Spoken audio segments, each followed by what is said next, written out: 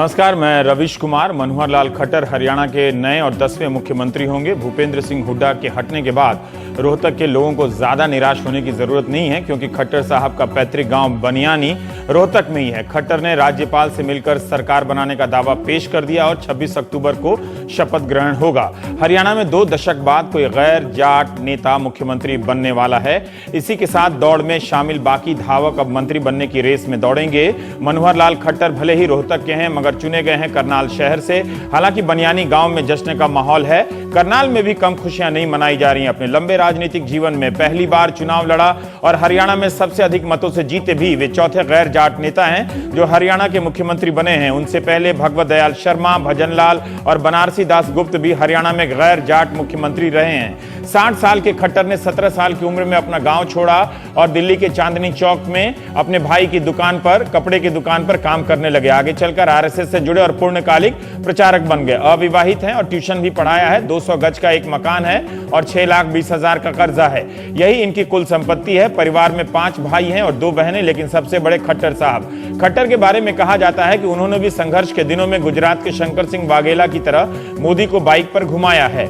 BJP में लगता है कि शोले वाले जय वीरू की कहानी चल रही है। शंकर सिंह वाघेला को कहीं अफसोस ना हो रहा हो। 1996 में जब मोदी हरियाणा के प्रभारी थे, तब खट्टर ने उनके साथ काम किया है। गुजरात में भूकंप के बाद हुए चुनाव में कच्छ के चुनाव का प्रबंध देखने के लिए उन्हें बुलाया था।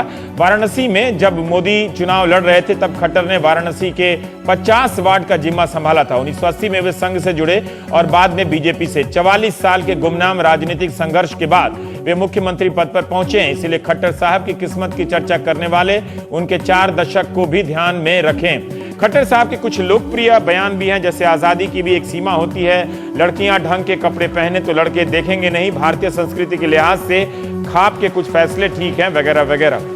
राजनीति अजब गजब चमत्कार दिखाती है। ओम प्रकाश चौटाला ने जींद में ताऊ देवीलाल की जयंती से अपने चुनावी अभियान की शुरुआत की थी, लेकिन इस अभियान का अंत कोई और कर रहा है, ताऊ देवीलाल के नाम पर बने स्टेडियम में ही। जब 26 अक्टूबर को पंचकुला के उनके नाम पर बने स्टेडियम में मनोहर लाल खट्टर शपथ लेंगे। महाराष्ट्र में मुख्यमंत्री का नाम तय नहीं हुआ है। देवेंद्र फडणवीस दौड़ में आगे तो चल रहे हैं, मगर उनकी दौड़ अभी पूरी नहीं हुई है। कभी उनके साथ कोई और दौड़ने लगता है तो कभी कोई और। 800 मीटर के इस रेस में फडणवीस आगे तो चल रहे हैं, मगर अब लग रहा है कि कोई और है जो दौड़ते दौड़ते आगे निकलने वाला है। अब समझ में आया कि क्यों नितिन गडकरी नतीजे आने के दिन से ही खुद को दिल्ली के लिए उपयुक्त बता रहे थे। मंगलवार दोपहर उनका नाम तेजी से दौड़ने लगा। वे नागपुर पहुंचे तो हवाई अड्डे पर 16 विधायक स्वागत में आ गए। घर पहुंचे तो 20-22 विधायक और पहुंच गए और गडकरी से मुख्यमंत्री की जिम्मेदारी स्वीकार करने के लिए कहने लगे। महाराष्ट्र चुनाव में गडकरी ने 100 से भी ज्यादा रैलियां की हैं। अखिलेश शर्मा की रिपोर्ट कहती है कि गडकरी पूर्व प्रदेश अध्यक्ष और ओबीसी नेता सुधीर मुनगंटीवार का नाम आगे दौड़ाना चाहते हैं, लेकिन लगता है कि सुधीर मुनगंटीवार गडकरी को अपना नेता मानते हैं। उन्होंने भी बयान दे दिया कि गडकरी जी राष्ट्र के साथ साथ महाराष्ट्र की भी चिंता करें और मुख्यमंत्री बने। अरुण जेटली ने बरखादत से मुख्यमंत्री के सवाल पर कहा है कि जो फ्रंट रनर है वो फ्रंट रनर ही रहेंगे। कहीं इसका मतलब तो नहीं कि जो रेस में दौड़ रहे हैं वो दौड़ते ही रह जाएंगे, कोई और आगे निकल जाएगा। उधर नरम पड़ चुकी शिवसेना और भी नरम हो गई और बीजेपी की बात मानने के लिए तैयार हो गई है। इससे पहले कांग्रेस की तरह शिवसेना ने भी एनसीपी के ऑटोमेटिक समर्थन की निंदा की है। अखबार सामना में रोज किसी ना किसी को निशाना साधने वाली शिवसेना ने आज एनसीपी के इस प्रयास को वानर चेष्टा का नाम दिया। काक चेष्टा की मुझे जानकारी थी, लेकिन वानर चेष्टा आज सुना है। हो सकता है कि यह चेष्टा भी पुरानी और पौराणिक हो। सामना का संपादकीय लिखता है कि चुनाव से पहले पवार के लिए बीजेपी हाफ चड्डी पार्टी थी। उन्होंने अपने पाप छुपाने के लिए एनसीपी सत्ता में आना चाहती है। पवार का सेक्युलरवाद झूठा है। पीएम ने एनसीपी को नेचुरली करप्ट पार्टी कहा था। जनता ने एनसीपी कांग्रेस को पूरी तरह से नकार दिया है। ऐसे लोग सत्ता में आकर विकास की गंगा को अपवित्र कर देंगे। हमारी कोशिश है कि विकास की गंगा अपवित्र ना हो। कहीं शिवसेना यह तो नहीं कहना चाहती कि एनसीपी कोशिश ना करे, क्योंकि इससे उसकी कोशिशें गड़बड़ा जा रही हैं। जो लोग बीजेपी को जीतते देख इस पार्टी में शामिल होने का मन बना रहे हैं, वो ये पहले से समझ लें कि काम बहुत करना होगा। अभी जश्न की शुरुआत भी नहीं हुई कि बीजेपी ने राज्यों के प्रभारियों की घोषणा कर दी, उन्हें नया काम दे दिया। महाराष्ट्र के प्रभारी राजीव प्रताप रूडी को अब आंध्र प्रदेश और तमिलनाडु का जिम्मा दिया गया है और उनकी जगह जेपी नड्डा महाराष्ट्र का जिम्मा संभालेंगे। खुद प्रधानमंत्री नरेंद्र मोदी दिवाली के दिन श्रीनगर में बाढ़ पीड़ितों के साथ रहेंगे। खैर, अब बढ़ते हैं दूसरी खबर की तरफ। कुछ भी कहिए, दिवाली अगर मनी है तो सूरत में। इस दिवाली के सामने बीजेपी की 2-2 दिवालियां फेल लगती हैं। इस स्टेडियम में आप सैकड़ों कारों की तस्वीरें देख रहे हैं। कुल 491 कारें हैं जो हरिकृष्णा एक्सपोर्ट के बेहतरीन कर्मचारियों को दिवाली के तोहफे पर दी गई हैं।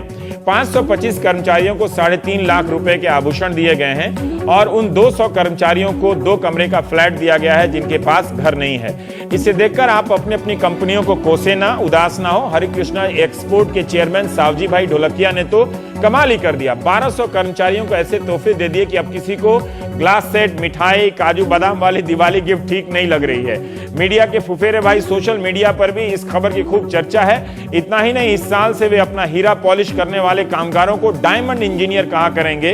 इन कर्मचारियों के दम पर कंपनी ने इस साल $1 अरब का निर्यात किया है। जरूर इससे ज्यादा निर्यात करने वाली कई कंपनियां भारत में होंगी, मगर सावजी भाई जैसा कोई प्रकाश में फिलहाल नहीं आया है। कंपनियों में कुछ कर्मचारियों को बोनस जरूर मिलते हैं, मगर 200 कर्मचारियों को फ्लैट दे देना ये कोई नई बात लगती है। वैसे खबरों के मुताबिक केंद्रीय मंत्री स्मृति ईरानी ने भी अमेठी में कोई 12,000 साड़ियां बंटवाई है। इसकी लागत पर भी सोशल मीडिया में चर्चा है, लेकिन कार और मकान के सामने कहां ये साड़ियां। चलिए, ये भी ठीक ही है। सावजी भाई ढोलकिया की एक बात मुझे तो अच्छी लगी कि किसी और को, मगर वो चुप सकती है किसी और को। ढोलकिया साहब ने प्रेस से कहा कि मेरे कर्मचारियों ने काफी मेहनत की है, मैं सभी मुनाफे को खुद नहीं रख सकता, मुझे इनाम तो देना ही था। वैसे पिछले साल भी इन्होंने 100 कर्मचारियों को कार तोहफे में दी थी। 100 कारें। सावजी भाई हमारे साथ हैं प्राइम टाइम में, आपका स्वागत है। आपसे मिलकर अच्छा लगा जी। मेरी आवाज पहुंच रही होगी सावजी भाई ढोलकिया साहब। माफी चाहता हूं कि आपको कुछ असुविधा हुई हमारी वजह से, लेकिन फिर भी प्राइम टाइम के दर्शक सावजी भाई ढोलकिया की शुरुआती दिनों के बारे में जानना चाहते हैं कि वहां से यहां तक कैसे पहुंचे। तब क्या आप तंग दिल थे, अब क्या आप बहुत दरिया दिल हो गए हैं, बड़े दिल वाले हो गए हैं? ये तो भगवान की कुछ कृपा है कि हम जीरो से बड़े हुए हैं। हमारे पास कुछ नहीं था, जो भी था ये कुदरत की देन है।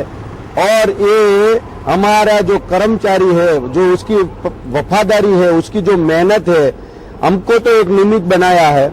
हम सोचते हैं कि हमारे पास क्या है और पहले क्या था, इसलिए वो देने की तो ज्यादा हिम्मत चलती है। और दूसरी बात वही है कि मैंने मेरी लाइफ में एक्सपीरियंस किया है। जी, मैं सुन रहा हूँ। शायद आपको आवाज कम आ रही होगी। नहीं, मैं सुन रहा हूँ, आपकी आवाज बिल्कुल ठीक आ रही है जी। और अभी तक मैंने बहुत सा ऐसा एक्सपीरियंस किया है। देने से हमारा कभी कम नहीं होता है, क्योंकि एक नेचर का नियम है। एक दाना जो हम बोते हैं तो 100 देते हैं। ये तो हमारा कर्मचारी है, ये कहां से हमारे नुकसान होने देंगे। और हमने आज तक ऐसा सोचा नहीं है, और आज तक हमको जो दिया है इससे ज्यादा ही मिला है। वैसा समझ के हम लोगों ने एक लॉयल्टी प्रोग्राम का प्लानिंग बनाया था कि हम लोग इतना बड़े हुए। जी 91 में जो हमने एक्सपोर्ट किया था 1 करोड़ का किया था, चारों भाई ने मिलके कंपनी स्टार्ट की। तो 1 करोड़ से लेके आज हम 6,000 करोड़ के नजदीक पहुंच गए हैं। तो इसमें किसका हाथ है? तो फिलहाल लास्ट 5 ईयर से हम लोग एक आइडेंटिफाई कर रहे थे।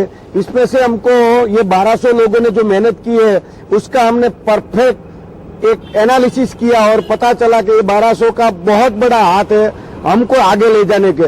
ये 1200 लोगों को ऐसा देने का है कि ये 1200 लोगों को सुनकर हमारी इंडस्ट्री में और हमारा जो 6,000 वर्कर है वो सब इसमें से प्रेरणा ले और अपनी जिम्मेदारी खुद उठावे। वो लोगों के पास इतनी ताकत है, उतनी स्किल है, लेकिन उसको एक मोटिवेशन मिलना चाहिए। तो सोचा कि ऐसा कुछ गिफ्ट दे। सावजी भाई, इन 1200 कर्मचारियों का चुनाव आपने कैसे किया? क्या ये वो कर्मचारी थे जो आपके पास बहुत दिनों से काम कर रहे थे उस आधार पर, या 6,000 में से 1200 लोगों को चुनना, मतलब एक कोई और अपनी कोई टेक्नोलॉजी आपने लगाई या बाहर से कोई ऐसे HR एजेंसी हायर की?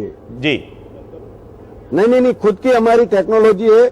मेरा बेटा ने मैंने वो MBA करा के न्यूयॉर्क से पढ़ा के इधर लाया, 6 साल से उसको भी ट्रेनिंग दी और सब लोगों ने मिलके ये एनालिसिस किया कि ये हम लोग जो बढ़ रहे हैं उसके पीछे किसका हाथ है।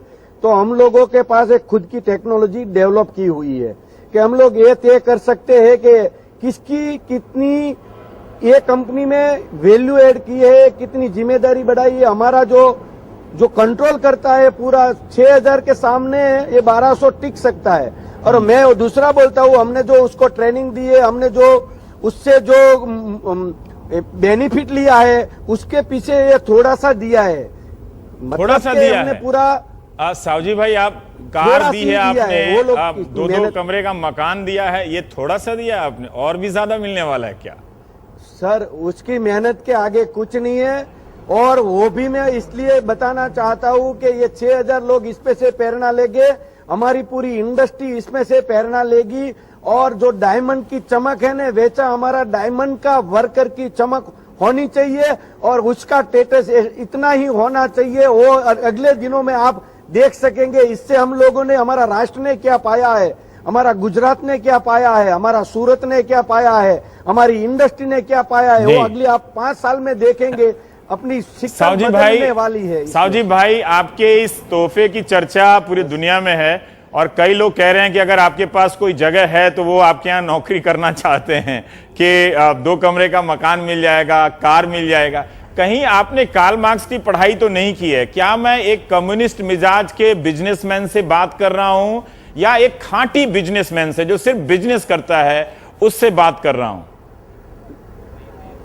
आप इससे बात कर रहे हो को जीवन में कभी पढ़ा नहीं है, लेकिन पढ़ा नहीं है इसलिए हर रोज पढ़ता है, हर रोज नई सीखता है और हर रोज अपने आप में कुछ उजास और जुस्सो भरता है। वो आदमी से आप बात कर रहे हो। आपने पढ़ाई नहीं की है सावजी भाई?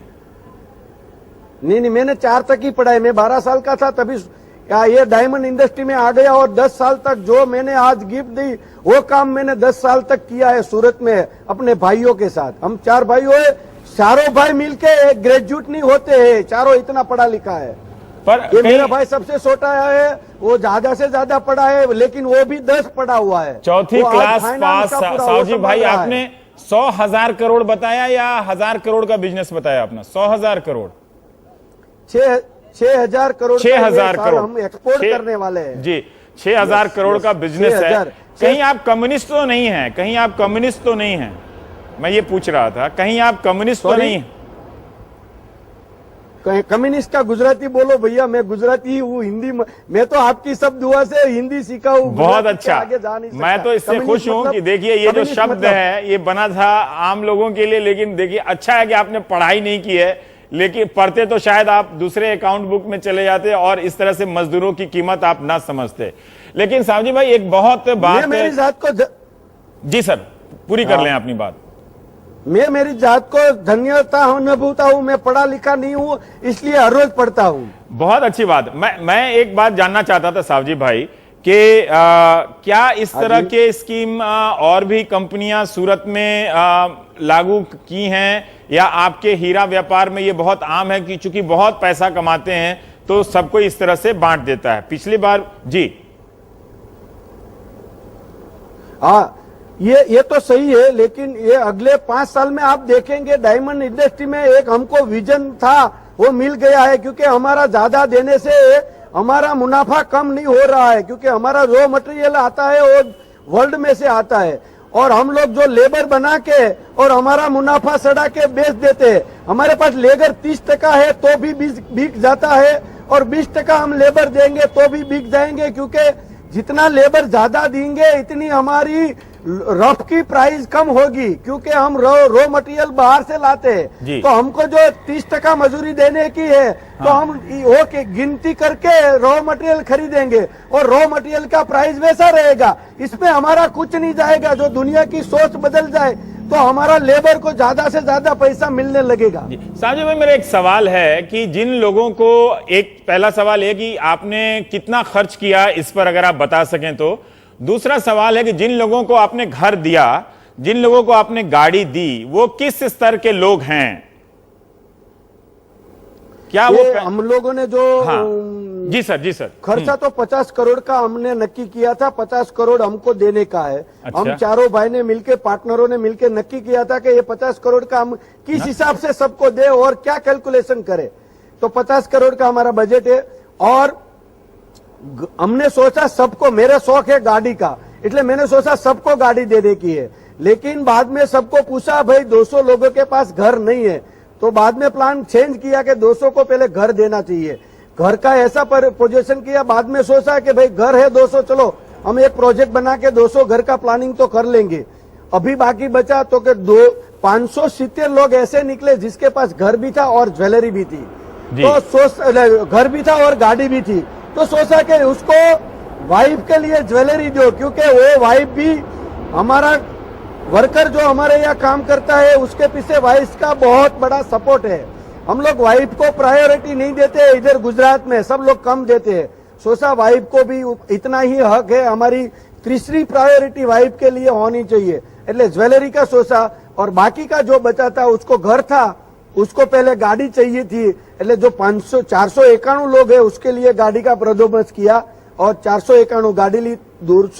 1267 लोग जो हमारा क्वालिफायर किया था, 1267 के लिए हमने ये प्रोजेक्ट बनाया और मैं आज खुश हूँ। आप लोगों ने मेरा उम्मीद नहीं था इतना बड़ा समाज को ये हाईलाइट किया और दूसरी कंपनी को जो प्रेरणा मिलेगी, आप सबको इतना आपकी इंडस्ट्री में भी सोच बदल जाएगी और सबकी सैलरी बढ़ जाएगी। अच्छा लग रहा है आपकी बातों को सुनकर। बहुत सारी ऐसी कंपनियां हैं जो अपने कर्मचारियों को, आदमी हूँ, आपने मेरे को बहुत बड़ा बना दिया। नहीं, आपका काम बहुत अच्छा है। काम से आप बड़े हुए, चौथी क्लास से आप यहाँ तक पहुंचे कि आप अपने अतीत को नहीं भूले और अपने साथ काम करने वाले कर्मचारियों को आपने ये तोहफा दिया है। पर कई कंपनियां बोनस देती हैं सावजी भाई, अगर जैसे इन्फोसिस ने घोषणा की है कि वो अपने संख्या नहीं मुझे मालूम है कि अपने कर्मचारियों को वो 100% बोनस देंगे, तो जरूर वो भी 50-100 करोड़ उनका जितना स्केल है वो बड़ा हो जाता है। इन सब चीजों में अंतर क्या रहा? जिस तरह से आपने स्टेडियम में डिस्प्ले किया इसे, ये समाज को संदेश देने के लिए, और स्टेडियम के पीछे जो इमारत दिख रही है क्या वो भी आप ही की है? हम थोड़ा आपके बारे में और जानना चाहते हैं जी। हाँ, सही। ये स्टेडियम भी हमारा खुद का है, क्योंकि मैंने लंदन में स्टेडियम में क्रिकेट देखा था, वो गांगुली वाला। हाँ। तभी मैंने सोचा था कि एक ऐसा स्टेडियम मेरी फैक्ट्री में मैं बनाऊंगा, और वो स्टेडियम मैंने वहां पे बनाया। मेरा वर्कर क्रिकेट खेलता है और मैं पेवेलियन में बैठ के देखता हूँ। ये खुद का है। हमारे यहाँ जिम भी है, हमारे यहाँ स्टीम, सोना, बाथ सब कुछ है, स्विमिंग भी है, वॉलीबॉल ग्राउंड है। सब लोग शाम को 6 बजे हम वर्कर के साथ सब मैनेजर सब खेलते हैं। ये हमारा खुद का है। ये एक काम करने का तरीका है और एक बढ़िया सा काम लेने का भी एक तरीका है। आप तो कमाल के इंसान मालूम पड़ते हैं। आपने लंदन में स्टेडियम देखा, सूरत में स्टेडियम बना दिया, कहीं हिथ्रो एयरपोर्ट देखे, कहीं सूरत में हिथ्रो तो नहीं बनाने वाले हैं आप? यस, मेरी सोच तो बहुत बड़ी है। आप देखेंगे, यदि मैं विप्रो या तो रिलायंस होता न, तो ये देश की शक्ल बदल जाती। क्या बात है। ये एक बात है, एक सवाल है, एक दर्शक ने पूछा है कि आपके इंडस्ट्री को बहुत सारे टैक्स में, करों में रियायत है, जो टैक्स में बहुत सारा कंसेशन है, तो क्या वो मिलना चाहिए आपकी इंडस्ट्री को? हीरा व्यापार को क्यों मिलना चाहिए? टैक्स मतलब आप बोला कि वो बेनिफिट मिलना चाहिए, वैसा आप बोलते हो? हाँ, जो सरकार जो आप कमाते हैं, ये डजंट मैटर। हाँ, एक सरकार दे के नहीं दे, इसके लिए क्वेश्चन नहीं है, क्योंकि जो मैं टैक्स नहीं था तभी से इंडस्ट्री में हूँ। जब भी टैक्स नहीं था तभी कुछ नहीं किया, वो आज टैक्स होके तो भी कुछ नहीं कर सकता। टैक्स भरने से कोई आदमी मर नहीं जाता है, टैक्स तो भरना ही चाहिए। हमारा ये 1200 लोगों ने, उसने 10 करोड़ रुपया टीडीएस भरा हुआ है। ओह, मैं इंडस्ट्री के बारे में, वर्ल्ड में आपको नहीं पता चलेगा जी। आप एक और मैं खबर पढ़ रहा था कि आपने अपने कर्मचारियों को डायमंड इंजीनियर आपने बुलाने का फैसला किया है। ये फैसला क्यों किया है, और हमारे दर्शकों को ये बताइए कि वो उनका काम कैसा होता है, आपके जो वर्कर्स होते हैं। डायमंड इंजीनियर, हाँ, डायमंड इंजीनियर इसलिए नाम दिया है कि जो वो प्लानिंग कर रहा है ना, वो पढ़ा लिखा नहीं है, लेकिन इंजीनियर से बहुत बढ़िया काम कर रहा है। और जो डायमंड पॉलिश कर रहा है उसको हमने लोगों ने डायमंड आर्टिस्ट बोला है। जो आर्टिस्ट नहीं कर सकता वो काम वो कर सकता है, बहुत माइनर काम है, वो पढ़ा लिखा प्रैक्टिस के बिना वो नहीं कर सकता। वैसा काम हमारा इंजीनियर और आर्टिस्ट बिना पढ़कर कर सकता है, इसलिए वो नाम दिया है। और सही में मैं बताऊं, अपनी इंडिया में इंजीनियर की सैलरी नहीं है, वो हमारा डायमंड आर्टिस्ट की सैलरी है और इंजीनियर की सैलरी है। उसको तो इंजीनियर का सर्टिफिकेट मिलना ही चाहिए। मैं ये अच्छा है, या स्किल डेवलपमेंट में ये काम आएगा। मैं ये जान सकता हूं कि जो आपके कर्मचारी हैं जिनको आप डायमंड इंजीनियर अब बुलाना चाहते हैं, वो महीने का कितना पगार कमा लेते होंगे औसतन? ये जो 1200 हो, ये तो 60-70 हजार 80 हजार महीने कमाई लेता है, क्योंकि उसने टीडीएस 10 करोड़ भरा है।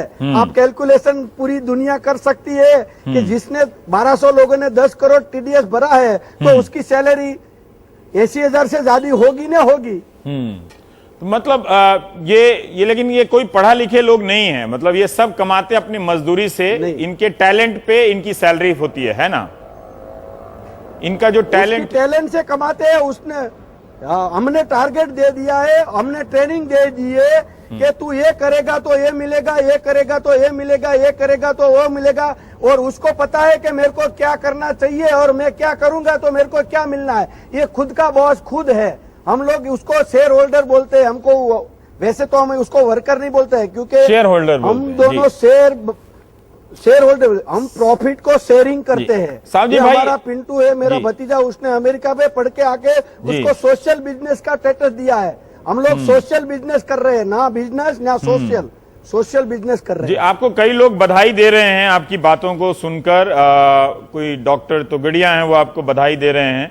और एक बात जानना चाहते हैं कि आपके जो वर्कर हैं, शेयर होल्डर हैं, वो किन किन राज्यों से आते हैं? क्या वो आपके ही राज्य के हैं, या जानना चाहता हूं कि उनका प्रोफाइल क्या है? मेरे यहाँ 21 राज्य का वर्कर है और 361 गांव के लोग हैं, और सबका माता पिता मेरे को पहचानता है। और सबका माता पिता को मैं हरिद्वार की यात्रा पे लेके जाता हूँ, क्योंकि उसका माता पिता का भी हमारे पर ऋण है। इसकी वजह से हम लोग हर साल प्रोग्राम करते हैं, अपने वर्कर का माता पिता को यात्रा कराते हैं। साहब जी भाई, आपसे बातें करके तो लग रहा है कि मैं यात्रा कराते हैं। हमारी इंडस्ट्री जो है, इस इंडस्ट्री दुनिया में प्रॉफिट इस तरह से शेयर कई कंपनियां सीईओ को दे देती हैं, कुछ प्रमुख लोगों को दे देती हैं, लेकिन आप 300, इतना पता है कि आपके कर्मचारी 361 गांवों से आते हैं, 21 राज्यों से आते हैं, उनके माता पिता को भी आप हरिद्वार की यात्रा कराते हैं। अब तो और भी ज्यादा लोग पूछने लगे हैं कि आपके यहाँ उनके लिए कोई जगह है कि नहीं है। मैं क्या जवाब दूं उनको? नहीं, ऐसा नहीं है। लेकिन ये हमारा पैशन है, हमारा शौक है, और ये एक बिजनेस करने का तरीका भी है। मैं सबको बोलता हूँ, मैं सोशल नहीं करता हूँ, लेकिन बिजनेस में सोशल करता हूँ, क्योंकि ये हमारी जिम्मेदारी है। जिसको जो हमारे यहाँ काम करता है वो उसका बापा मदर फादर का ऋण है, क्योंकि ऐसा बेटा हमको दिया। साहब जी भाई, आपकी इतनी लॉयल्टी से काम आपने एक बहुत ही दिलचस्प बात कही कि आप सोशल बिजनेस करते हैं। हमारे यहाँ कई उद्योगपति हैं जिनकी कमाई लाखों करोड़ में, कंपनियों की कमाई और खुद उनकी। पहले एक जमाना था जब गांधी जी ट्रस्टीशिप की बात करते थे, तो ये बात होती थी कि आप लोग कुछ समाज पे खर्च करो, धर्मशालाएं बनवाओ, मंदिर ही बनवा दो। उस समय ये पैमाना था, स्कूल खुलवा दो। तो कई ट्रस्ट इंस्टीट्यूशंस बनाए हैं, लेकिन अब वैसा नहीं दिखता है। ऐसे उद्योगपतियों को आप कुछ बताना चाहेंगे कि 50 करोड़ रुपया अगर बोनस में दे दें, कर्मचारी के माँ बाप तक को हरिद्वार यात्रा कराएं, तो आपकी कंपनी डूबती नहीं है, बिजनेस डूबता नहीं है? अरे भैया, मैं इतना जरूर बताऊंगा कि पैसा देने से जिम्मेदारी लेने वाले की बढ़ जाती है। हम लोग ऐसा करें, ये हम तो प्योर व्यापारी है, हमको ज्यादा चाहिए इसलिए हम लोग ज्यादा दे रहे हैं, कोई उपकार नहीं कर रहे हैं। और रही बात दूसरी, अभी आज से सब इंडस्ट्रियल लोग देखेंगे, दुनिया में जो देखेंगे उसको पता चलेगा, क्योंकि राम को पता था हनुमान को कि हनुमान ताकत राम ने बताई, बाद में हनुमान ने क्या किया। ये हमारा उद्योगपति सब हनुमान है। अब अगली 5 साल में आप देखेंगे अपनी सूरत की, अपनी इंडिया की, अपने देश की शिकल बदलने वाली है। मैं उम्मीद करता हूं कि वो, हालांकि वो उद्योगपति लोग हिंदी का कार्यक्रम नहीं देखते होंगे, लेकिन अगर देख रहे हैं तो वो जरूर, आप उनकी ताकत बता रहे हैं कि वो अपनी कमाई का कुछ हिस्सा इस तरह से सामाजिक जिम्मेदारियों पर भी खर्च कर सकते हैं, और टैक्स बचाने के लिए नहीं। ये जो CSR है वो टैक्स बचाइए, बेनिफिट मिलेगा उस पर खर्च कीजिए, वो वाला हिस्सा आपका नहीं है, आप सीधे सीधे अपने कर्मचारियों का ख्याल रखते हैं। मैंने सुना कि आज आपने एक जेट विमान भी खरीदा है साहू भाई। नहीं, हम लोगों ने 4 ने विमान खरीदा है और वो चार्टर लेके ही मैं अभी एयरपोर्ट आया हूँ। हमने सूरत को सर्विस चार्टर सर्विस देने के लिए खरीदा है। हम 4 लोग हैं, इसमें से हम लोग मुनाफा नहीं करने वाले हैं। एक सर्विस गुजरात को देने की है, सूरत को देने की है, क्योंकि हम 37 साल से सूरत में काम कर रहे हैं। हमारा ये वर्क प्लेस है और एक सुविधा नहीं है प्लेन की, तो चार्टर प्लेन की सर्विस होनी चाहिए। शायद नुकसान होंगे तो भी हम लोग चारों मिलकर ऐसा नक्की किया है कि सूरत को ये सर्विस देने की है और इसमें ही प्रॉफिट करने का है। अगले 5 साल में आप देखेंगे, अभी तक भले प्रॉफिट नहीं होगा, लेकिन ये बिजनेस में भी हम बेधड़क प्रॉफिट करेंगे और सर्विस देंगे और सेवा भी करेंगे। पर साहू भाई, आपकी बातों को सुनकर मुझे लगता है कि बहुत सारे समाजशास्त्री चकरा जाएंगे, उद्योगपति फिर लगेंगे कि बंद करो ये रवीश कुमार का प्रोग्राम। ऐसे उद्योगपतियों को क्यों ले आता है जो उनके कर्मचारियों में असंतोष पैदा कर देगा कि वहां एक सावजी भाई हैं जो माँ बाप को हरिद्वार यात्रा कराते हैं और ये चांदी का सिक्का देकर टाटा बाय बाय कर देते हैं दिवाली में। जी ना, ऐसा नहीं है। ये बिजनेसमैनों को के वर्करों को संतोष नहीं होगा। मैं वर्कर को और बिजनेसमैन को उसकी ताकत दिखा रहा हूँ और वर्कर को बोल रहा हूँ कि जो मेरे यहाँ वर्कर काम कर रहा है, ऐसा काम अपने बॉस के वहां जे करो तो अपना बॉस का दिल पिघलेगा ही, क्योंकि ये कुदरत का कानून है। हम एक दाना बोएंगे तो 100 देंगे। એટલે बॉस कभी ऐसा नहीं होता है। बॉस को भी थोड़ा सांस दो, अपनी मेहनत करके पहले दिखाओ जी, कोई ना आदमी देगा, क्योंकि सबको पैसा कमाने का है। साहू भाई, एक जवाब मैं चाहता हूं आपसे कि जब आपने ये किया और पिछले साल भी आपने 100 कारें दी, तो आपके और जो सूरत में बहुत सारे हीरा व्यापारी हैं, उन्होंने जरूर आपसे कहा होगा कि ये क्या कर रहे हो, धंधे का कानून बिगाड़ रहे हो आप, मत करो ऐसा, मुनाफा डूब जाएगा आपका। ऐसा कहा उन लोगों ने? क्या कहा? ना, किसी ने कुछ नहीं कहा है। हाँ, ये लोग तो बहुत ऐसे तो हमारा सूरत में, हमारा इंडस्ट्री में बहुत दिलावर लोग है। सब लोग फॉलो करते हैं और फॉलो करेंगे, इसलिए भला होने वाला है। इसलिए मैं दावा करता हूँ, ऐसा किसी ने नहीं बोला है कि भाई ये आप गलत कर रहे हो। वो लोग सोचते हैं और बात में करते हैं। काफी लोग ऐसा है कि पहले करते हैं, हम तो -1+1 या तो 2 या लो, मैं पहले देता हूँ बाद में लेता हूँ। मैं भी व्यापारी हूँ, मेरे को रिफंड मिलता है, इससे ज्यादा मिलता है, लेकिन देने के बाद मैं लेता हूँ। वाह। साजू भाई, एक और बात बताइएगा कि आपकी जो तरक्की है, कई उद्योगपति सोचते हैं कि सरकार नियम में ये कर दे वो कर दे तो हम फिर उद्योग चलाएंगे। क्या आपको सरकारी मदद भी मिली? और दूसरा जो सज्जन पूछ रहे हैं कि हीरा व्यापार को, कारोबार को 50,000 करोड़ का टैक्स छूट है, वो क्यों मिलना चाहिए, वो ये पूछ रहे हैं पूरे आपकी इंडस्ट्री को, जिससे आप मैं ज्यादातर इसमें समझता नहीं हूँ, लेकिन इतना समझता हूँ कि हमारी गवर्नमेंट ने हमारी डायमंड इंडस्ट्री को इतना काफी दिया है, इतना काफी दिया है, आप बिलीव नहीं कर पाएंगे। दिया है क्या तो कभी नड़ी नहीं है, वो दिया है। ठीक है, मतलब के डिस्टर्ब नहीं किया है किसी इंडस्ट्री लोग जी। को। ठीक है, जरूरी नहीं है। मैं तो कह रहा हूं कि साहब जी भाई, एक व्यक्तिगत सवाल मैं पूछना चाहता हूं कि यस, अगर आप बहुत ज्यादा पढ़े होते तो कहीं ऐसी सोच होती क्या आपकी? अगर हार्वर्ड से लौट कर आते आप तो तब तो नहीं ऐसी शायद बात नहीं होती, 100% नहीं होती, शायद नहीं होती। ये मुझे जवाब मिल गया पढ़ाई लिखाई का। ये मुझे तो आज जवाब मिल गया कि अगर आप हार्वर्ड से पढ़ के आते तो आप अपनी कमाई का हिस्सा उनको ना देते, और एक तरह से आपने साझीदार बनाया अपने कर्मचारियों को। उम्मीद करता हूं वो बहुत गर्व करते होंगे। और आपकी पत्नी ने भी नहीं कहा कि इतना पैसा मत बांटो जी, गरबा अच्छा करा लेते हैं गुजरात में? ये मेरा भगवान की कृपा है, मेरा परिवार के ऊपर हम लोग 28 जन है। 28 मेरा कभी मान तोड़ते नहीं, मेरा शब्द का उल्लंघन नहीं करते। मेरी वाइफ ने तो कभी डिस्टर्ब नहीं किया है। चारों भाई ने मैं जो निर्णय लेता हूँ पूरा सहकार दिया है, उसकी वजह से मैं पूरा फ्रीडम हूँ और ये सब चीज कर रहा हूँ। तो आपका पूरा परिवार 28 लोगों का एक ही साथ रहता है, जैसा हम सीरियलों में देखते हैं गुजराती परिवार काफी बड़ा दिखता है वैसा? हाँ, हम लोग एक ही छत पे रहते हैं, पर जो चैनल है देखते हैं ना, वो तरह से नहीं रहते हैं। चैनल कभी देखते नहीं हो। साजिद भाई, एक बात और जानना चाहता था कि अगली दिवाली में आप मर्सिडीज या बड़ी बड़ी गाड़ियां तो नहीं देने वाले हैं, क्योंकि अभी भी लोग आपको बहुत बधाई दे रहे हैं, आपकी बातों से बहुत खुश हैं आपसे मिलके, और कई लोग कह रहे हैं काश सावजी भाई ढोलकिया के यहाँ नौकरी करते। यस, मर्सिडीज की जब भी हैसियत होगी तभी मर्सिडीज भी आएगी। लेकिन आपको बता दूं, 18 साल पहले मैंने जब भी 52,000 मारुति की थी कीमत 800 की, तभी 3 कार गिफ्ट में दी थी। आज से 18 साल पहले, तभी मेरे पास 1 करोड़ की मूड़ी नहीं थी। तब भी आपने दिया था जब पूंजी नहीं थी आपके पास। और हम अपने दर्शकों को बता दें 18 साल पहले दी थी कि आप एक महादानी की तरह, आप मुंबई की उसकी ये जी मुंबई के एयरपोर्ट के बाहर आप सड़क पर बैठकर ये इंटरव्यू दे रहे हैं। मुझे नहीं लगता कि इस देश में कोई ऐसा उद्योगपति है जो 6,000 करोड़ की कंपनी चलाता हो और सड़क पर बैठ के ऐसे इंटरव्यू दे देगा। ये भी आपकी शख्सियत का अच्छा हिस्सा है, इसको बनाए रखिएगा सावजी भाई Dholakia. Thank you very much, thank you. हम उम्मीद करते हैं। और ये भी मेरे लिए हिस्ट्री है। मैं आज से 25 साल पहले बंबई में आया था, मेरे को एबोरे में एंट्री नहीं मिली थी। मैं वहां पे दरिया के किनारे पे बैठ के सोचा था कि एक दिन इसमें नाइट रहने आऊंगा। अच्छा, तो आज वो आपकी मुराद पूरी हो गई। इसलिए खुशी है जी।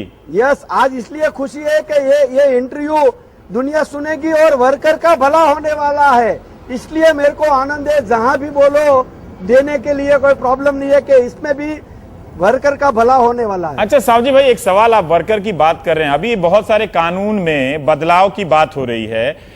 कंपनियां चाहती हैं कि उन्हें अधिकार मिले कि जब मर्जी हो वो कर्मचारियों को निकाल दें, छटनी करें। क्या आपने भी ऐसा किया है? क्या लोगों को निकाला है अपने बिजनेस को बढ़ाने के लिए, ज्यादा मुनाफा कमाने के लिए?